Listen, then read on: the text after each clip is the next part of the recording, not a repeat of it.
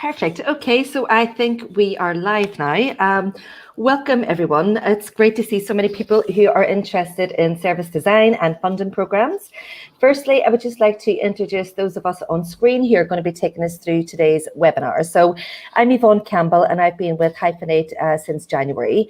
My background is largely around direct service delivery in the children, young people and complex families area. But in the last 5 years, I have been working in the funding world, designing funding programs and running grant operations as well.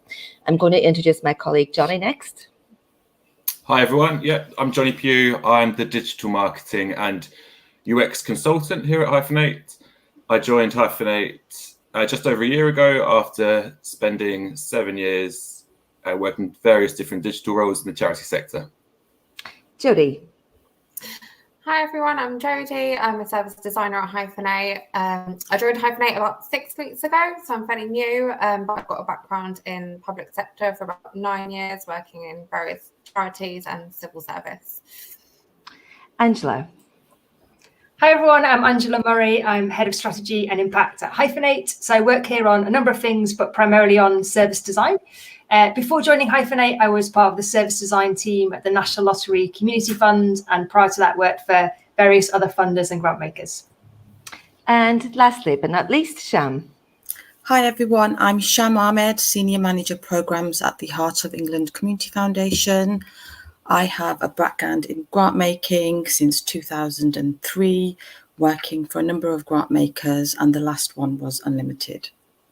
Perfect. Okay, so in terms of today's webinar, we are going to first of all start out with an introduction to service design and how this applies to grant making. We're going to hear from Sham, who has had direct experience of using the service design approach within grant making, and then we've got some time for Q&As at the end. Please feel free as we go along, if you do have questions, to put it into the comments box, and we will pick that up at the end and address those. For now, I am going to hand over to Angela. Take it from here. Brilliant. Thanks, Yvonne. So as Yvonne said, we're going to start with a bit of an intro to service design, and particularly service design for funders. So this is the first of a series of webinars. So today we're going to be thinking about some of the basics of service design. What does it mean? It's a question we get asked a lot at Hyphenate. What is service design? And how can we apply it to grant making? So starting off with what is service design? So at a base level, service design is the design of services. So we use services all the time. I went on holiday last week. Woohoo! I used a bunch of services. So I booked my accommodation with Airbnb. I hired a car with Enterprise. I decided to try some stand-up paddleboarding for the first time and used a paddleboarding service on the beach to do that. And often we don't think about services that we use if they're going well.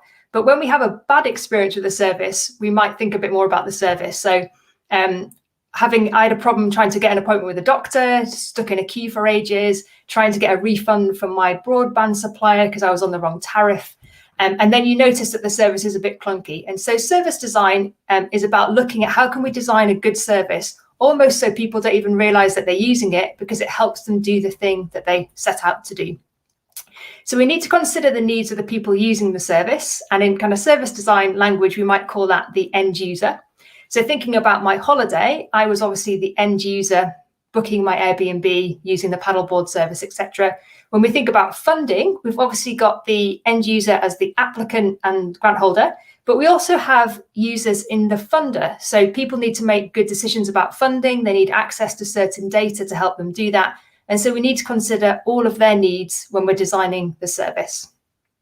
We also like to talk at Hyphenate about service design as being a continually improving service. So that's where it differs from a project. So we could have, let's say, a project that's about setting up a new monitoring process, maybe a new monitoring form or a way of collecting monitoring data on a grant. We could have a project that delivers that. So it's got a really discrete beginning and end. We set up the monitoring, we launch it, and the project's complete.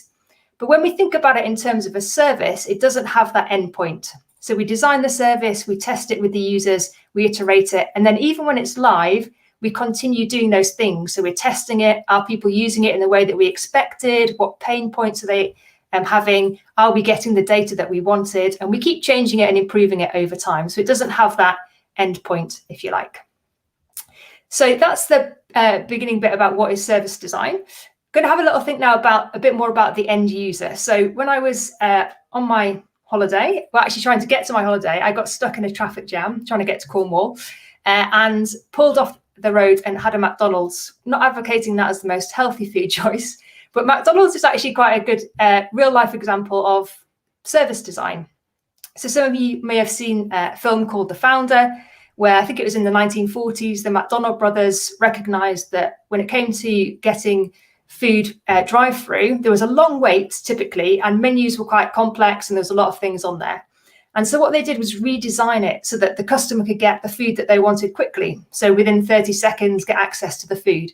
And that's still kind of at the heart of how McDonald's works. It's trying to get a service that gives the customer what they're looking for really easily. So when I pulled off to go and get my McDonald's last week, I could use a touch screen. I could go up to the counter and get my food quickly. And that's something we talk a lot about at Hyphenate, not McDonald's, end users, focusing on the end user and how we can design the services for them. And when we think about funding, sometimes people will say, well, why should we invest in service design? It's obviously a cost implication. It's going to add potentially to the time that we're going to spend designing something and working on a project together. But actually, we find that when we design services well, it makes it easier for our customers, our users, to complete the action that we want them to do. So if we think about that monitoring form example, if we make it super easy for people to complete whatever it is we want them to do around monitoring, they're more likely to do the thing that we want them to do and to complete the action in the way that we're hoping that they will do that. So one of the little illustration we've got on end users and the importance of thinking about how they see that is we've got a little picture here. It's a mobile over a cot. You can see two people are super happy. They've set this up. They're like, it's brilliant. It's spinning around. It's really entertaining for the baby. It's playing some music. And then if we look at that from the actual experience of the end user, so in this case, the baby, actually all they can see is four bottoms flying around. So not quite maybe what the people above were kind of thinking about. And that's why it's really important not just to kind of make assumptions about what people are going to experience from our service, but really find out and talk to them about what their needs are and really test and see how do they experience the service that we've created for them. So that little intro to service design, we're going to think a bit about how that applies to grant making. We might not always think about grant making as a service, but obviously it is. We're trying to provide a way for people to access funding or other kinds of services to help them do good things either here in the UK or overseas. And as Hyphenate, we get to work with lots of different funders, which is really interesting and exciting. And one of the things that we commonly see is that funding services often kind of happen over time. And that's not specific to funding as a service. Lots of other services develop in that way. But for example, in a funder I worked at previously, we'd have a new program and we'd kind of add that on to the existing grant making. We'd maybe have a new page on the website, a new guidance PDF, a new application form. And then we might decide that needs a bit of a different assessment process. So we'll add that assessment process on and maybe a slightly different monitoring process. And so over time, it's like the funding process becomes a little disjointed and the journey of the user from one end to the other becomes quite broken and quite difficult to navigate. And that can be really frustrating for the user. It's obviously unintentional. It's like we didn't go out to create a funding service that's like that. But sometimes that's kind of what happens as a result of the way that things build up over time. So service design is about, in terms of funding, is about stepping back, looking at that end-to-end journey. So how do people find out about the funding? How do they apply? All those different steps, looking at how we can make that journey as smooth as possible and really minimize the risk of people feeling frustrated and isolated. And really importantly, make sure that it's accessible. So the more complex a service is, the less likely it is that people from different groups or with different accessibility needs are going to find it easy to access that service. So we've got, on the next slide here, we've got 4 benefits that we see regularly at Hyphenate of taking a service design approach to grant making. We could talk about loads, but these are 4 really common ones that we see. And the first one probably isn't surprising. It's an improved experience for grant applicants and grant holders. So all those things that we've just talked about, talking to the end user, finding out what they need from the service, the more that we do that, the more likely it is they'll have a good experience from the service. And that leads on to the second one, which is really, really important, which is that often leads to less time being spent on admin. So none of us in funding want people who could be doing really exciting things in the community, sitting at a desk, struggling to fill in one of our application forms, or kind of having to repeat steps because they didn't quite understand what we wanted them to do, or spending ages on monitoring. We want them out there doing the things that they want to do. So making the service as simple as possible frees up their time, but it can also free up time within the funder. So a funder I worked in previously, we had initially 3 steps in the assessment process. And then when we looked at redesigning it, it's like, actually, we think we could probably just have 1. And let's have 1 and let's assess that over time and see how it goes. And by doing that, we were reducing the administration within our own funding system and making things simpler as well for the applicant, less questions back and forward in the assessment process. That leads nicely to the third thing here, which is a simpler, more efficient system. And so obviously, if you're running a funding system, you're going to need some kind of system and process underneath that to support it. And the more simple we can get that service, the more likely it is that that system will be easier to maintain. And then our final kind of benefit is around data. And this is something that funders talk to us a lot about. People want easy access to data. And when we look at designing services, a really common thing we see is that when we redesign a service, we often collect less data.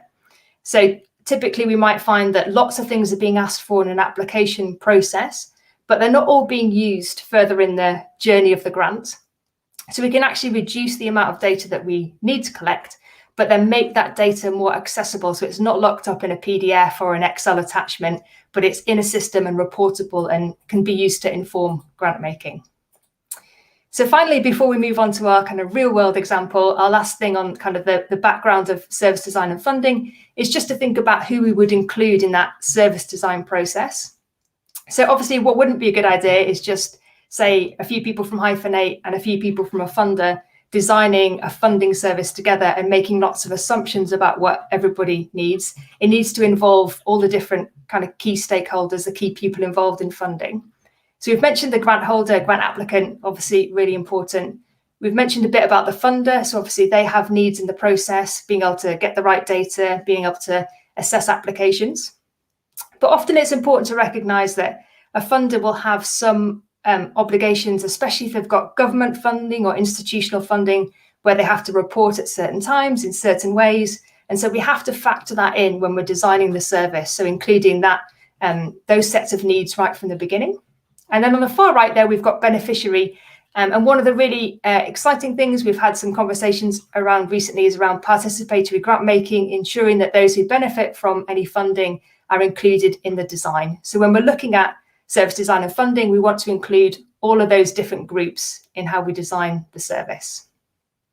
So hopefully that's given you a little bit of background to what we mean by service design and how we feel like it can apply to funding. But there's nothing like hearing about how that applies in the real world. So let me hand back to Yvonne to introduce the Heart of England's Community Foundation.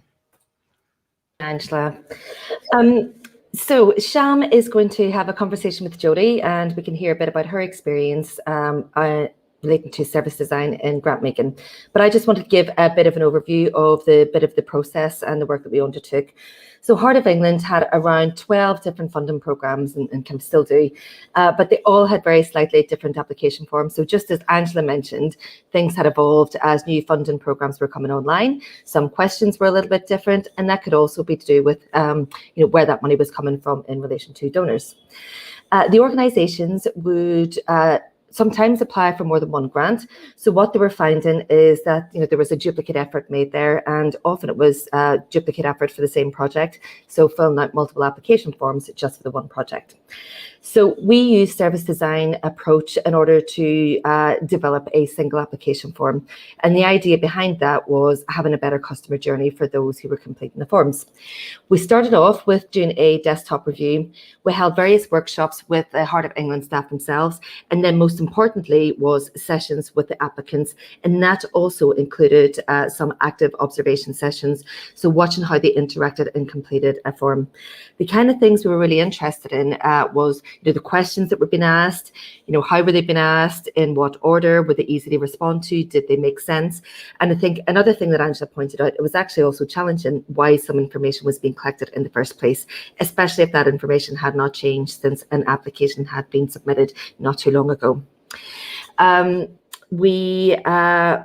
in order to think about having a single application form, there was a specific challenge, and that was really about how you could align criteria and make sure that somebody was kind of suitable for the actual any potential funding program themselves.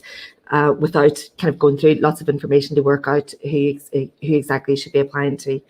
So within Heart of England, they took the decision that they only wanted one single application form, but they wanted the staff members themselves to work out which should be the most appropriate funding program for that application. But that left us with a challenge about making sure people weren't applying when they were suitable for no funding at all. So we have developed an eligibility questionnaire, which makes sure that people are eligible before they go forward and apply and I suppose complete an application form. So I'm going to hand over to Jodie now to have a chat to Sham, and she can tell you about your experience of going through the service design approach.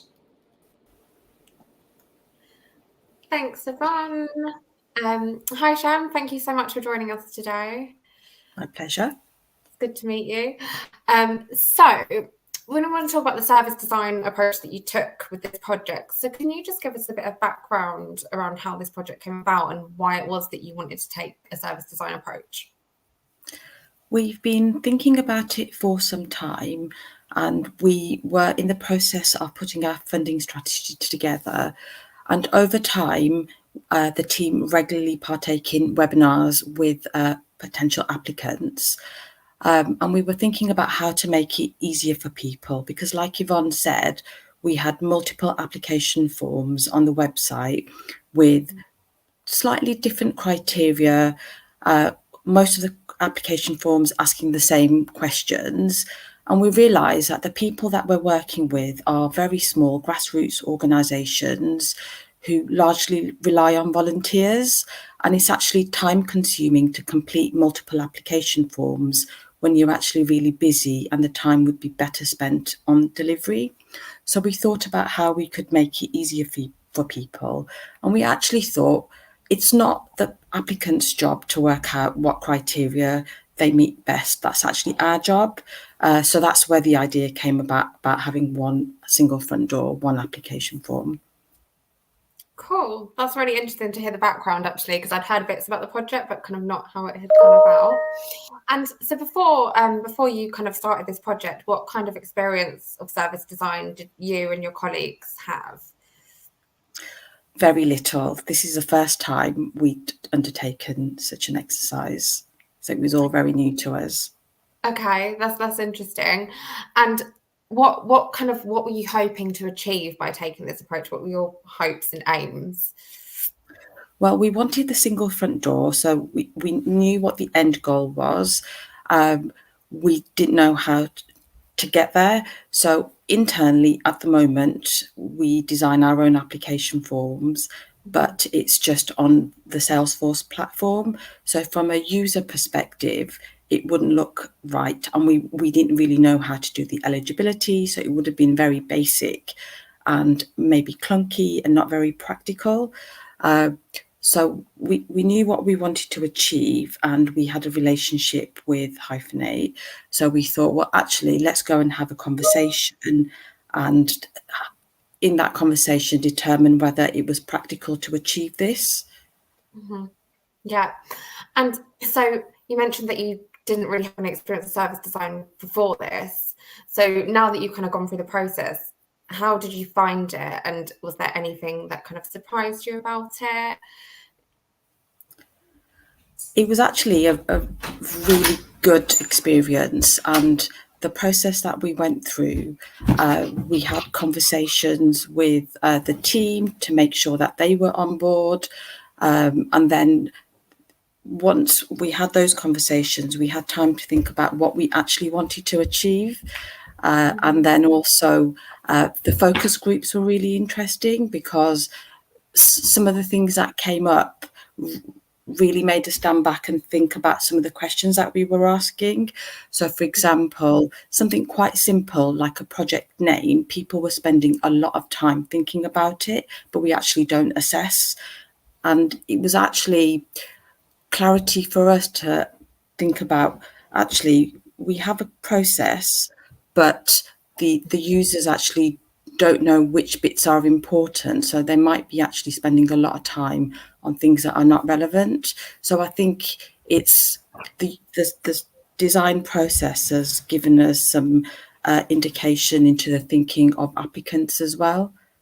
So what they go through. Yeah, definitely. So it sounds like that kind of involving the users was maybe a bit new for you, and that was quite important. So with that in mind, what are you hoping? So I understand this project is kind of still going on, but thinking about the involvement of users, what are you hoping will be the benefit for them because of this process? So I think the benefit for them will be it'll save them time. They won't have to read all of the different criteria. They can just apply for what they need, and we can do the hard work behind the scenes. Also, they don't have to complete multiple applications. It'll just be the one application, and they can indicate how much funding they require, and then we can do the work in the background. So hopefully it'll save them time and it'll be a lot easier.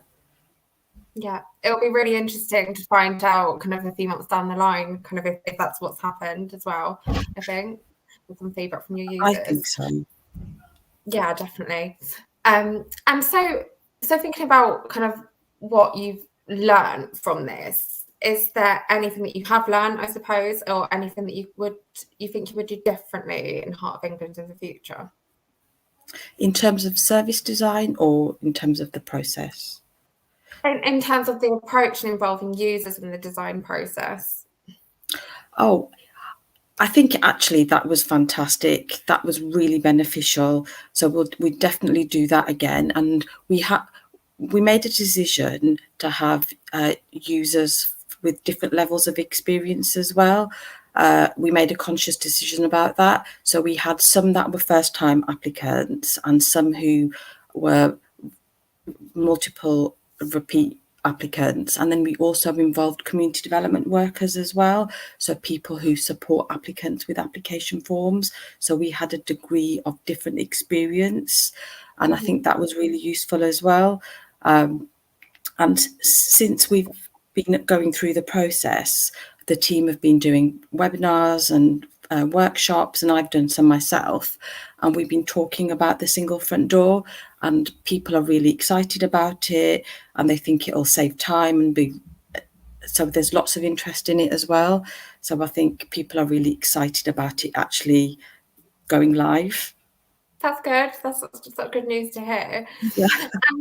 And I suppose a question about your organisation. So if the service design process was new to them, did you find kind of any hesitance in your organisation of taking this approach? Did you have to do any persuading people to get people on board? How was that for you? I think internally with the staff team, everybody was excited and on board. I think from the grants officers' perspective, who actually do the assessments, it took a while to explain to them how we envisaged it working, but they're on board. And in terms of the actual getting it approved, as a management team, we had to take it to our trustees management committee for them to approve, but they could totally see the benefits of it to the organisations, but most importantly to the beneficiaries, to the applicants. So it wasn't too difficult.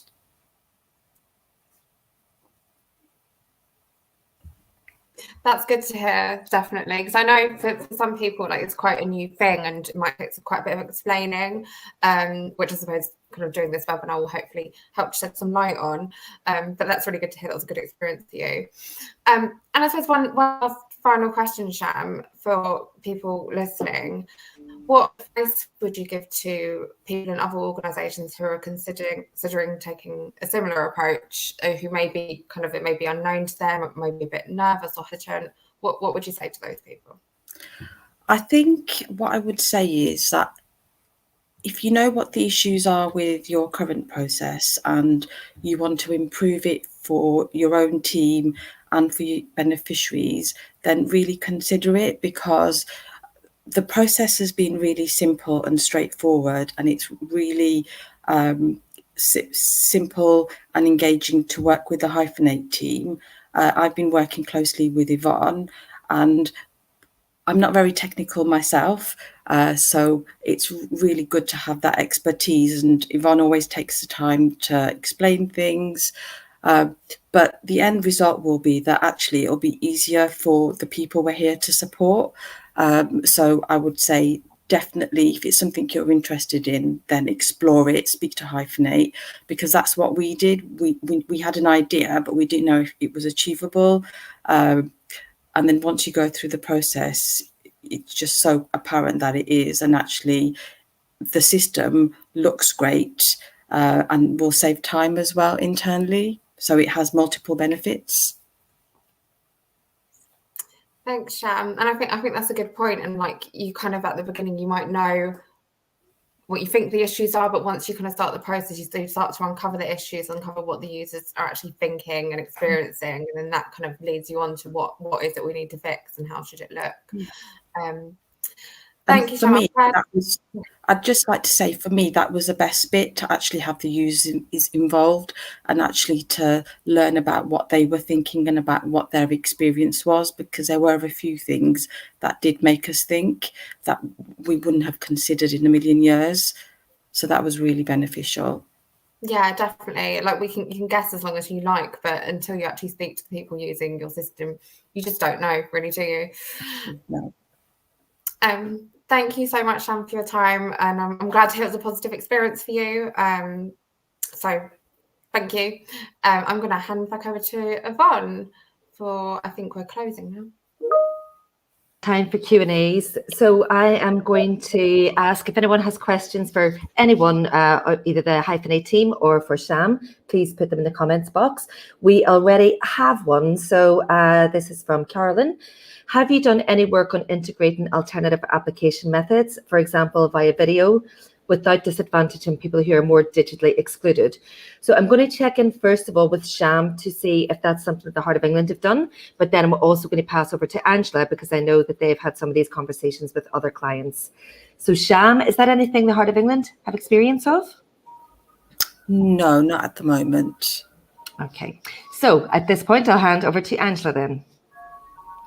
Yeah, so it's a great question. It's something that I've experienced at a couple of funders I've worked with before, and then also we've talked to other people about it at Hyphenate. And it is really difficult to find a way to have video applications without excluding people. And so I think if I was kind of going to summarize the learning that I've seen across that, it's that video should only be one option.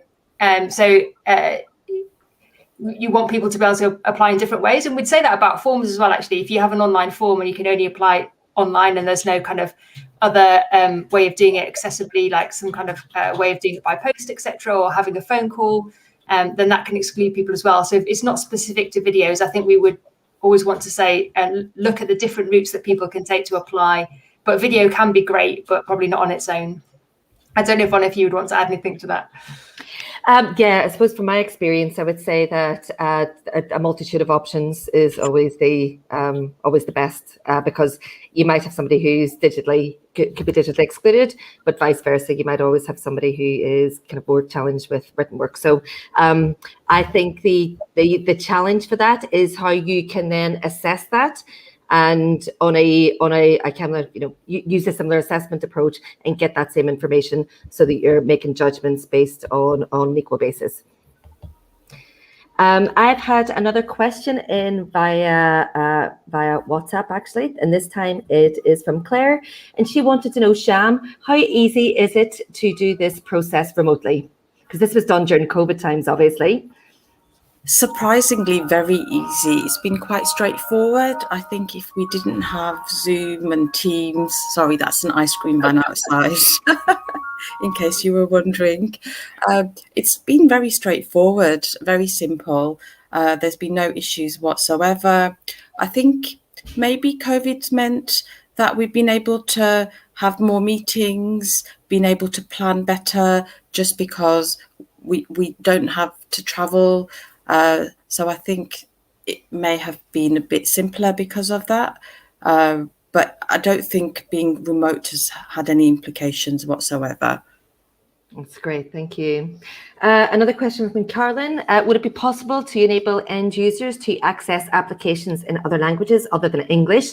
So I can answer this one because I've been working with the Youth Endowment Fund, and we've done exactly that. So we have developed application forms in Welsh as well as English because the funding was across Wales and England. Angela, have we done any other languages? Yeah, we've done Spanish and German, I think. Yeah. And we're And- about to do French as well. So yeah, we're building up our language repertoire. And, you know, at the end of the day, the important thing for that is once those are translated is to go through the same process of testing those forms with other people and make sure that we kind of get it right. Additionally, the Youth Endowment Fund, we're also potentially looking at the Salesforce community, which is, I suppose, the online platform where different grantees can collaborate between themselves or with the grant maker themselves. And, you know, we were looking at potentially having that in Welsh too, if we did have any Welsh speaking applicants to that particular funding programme. I'm just going to see if there's any other questions. Yeah, here's a good question. I've got one from, from Carolyn. First of all, is it possible to make it dynamic so users can choose which language to use?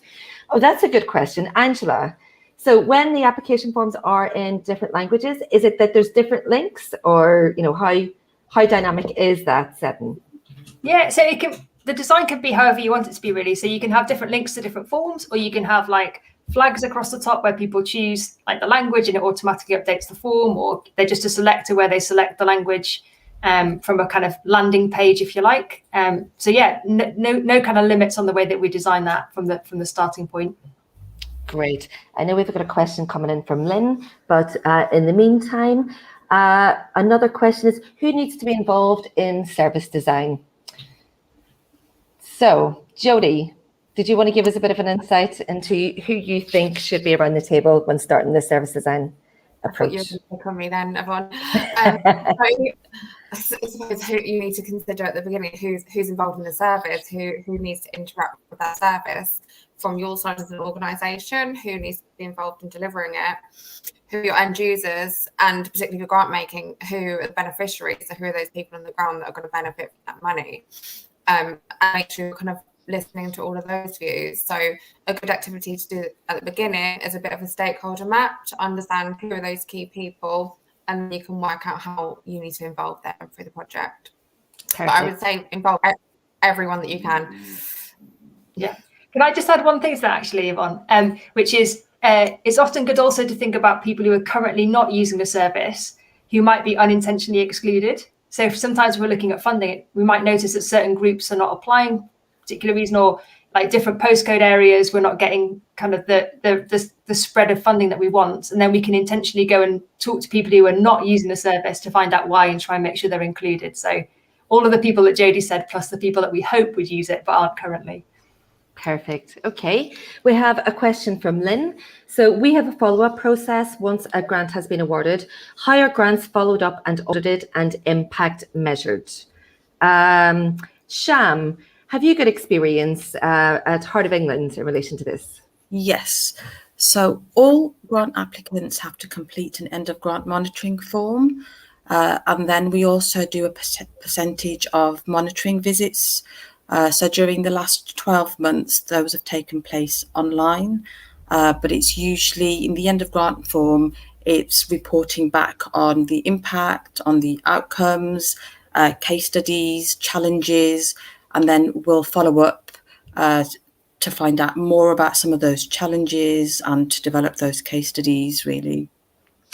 Angela, can I also bring you in this? So from a service design perspective, whenever we have supported organisations around this, the end process and the ongoing monitoring, what's your experience been of what works well?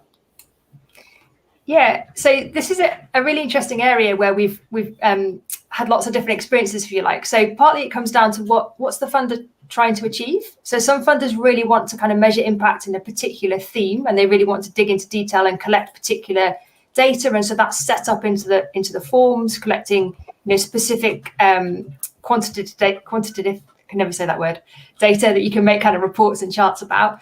And other funders are a bit more like, actually, we want to make some good grants, and we don't want to have a burden on people to report, and we don't need to collect that kind of data in that level. So we're just happy for people to report in whatever format they like. Maybe it's something they're using for another funder and they can just upload it. So we wouldn't ever kind of say there's one prescriptive way that is the best way to measure grants. It's really about understanding, what does the funder need to learn? How can we make whatever that process is, as user-friendly as possible, so that the grantee can complete it in as easy format as they can, really. And I would just add to that, from my experience, I think it's really important that you only collect information that you're going to do something with.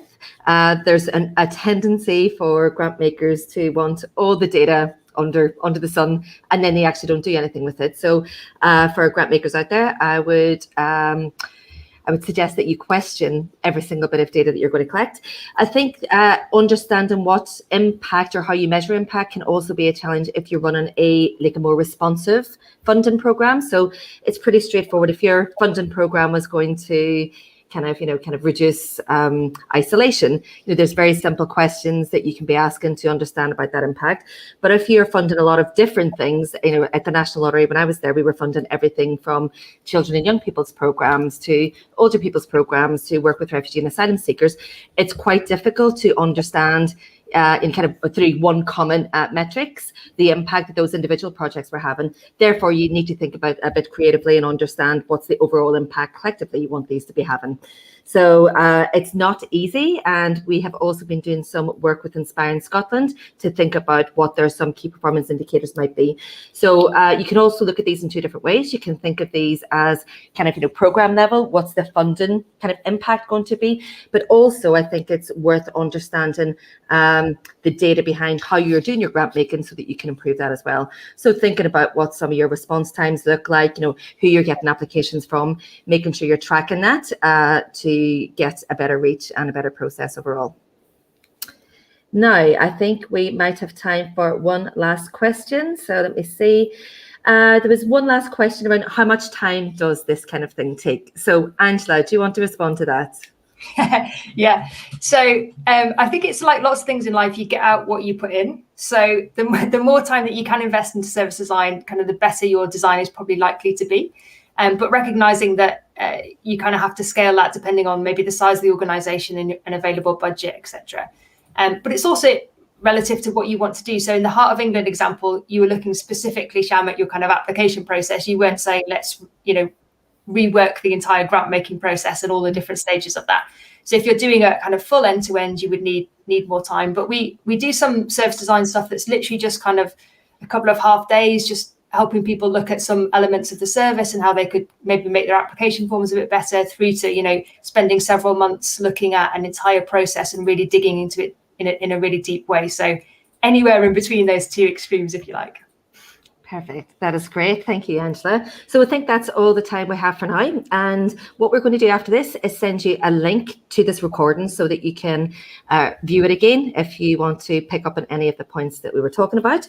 We are going to send you details of upcoming webinars. So this is the first in a series of webinars regarding service design and grant making. But in the meantime, if you do have any other burning questions or you would like to chat through some of what you heard today, please feel free to get in touch. And I think, Johnny, we have the email address there, which is design@hyphenate.com. Thank you for your time, and I hope you have something to take away from this and inform your insights and your kind of thinking about service design in your work. Thank you. Thanks, everyone. Thanks, everyone.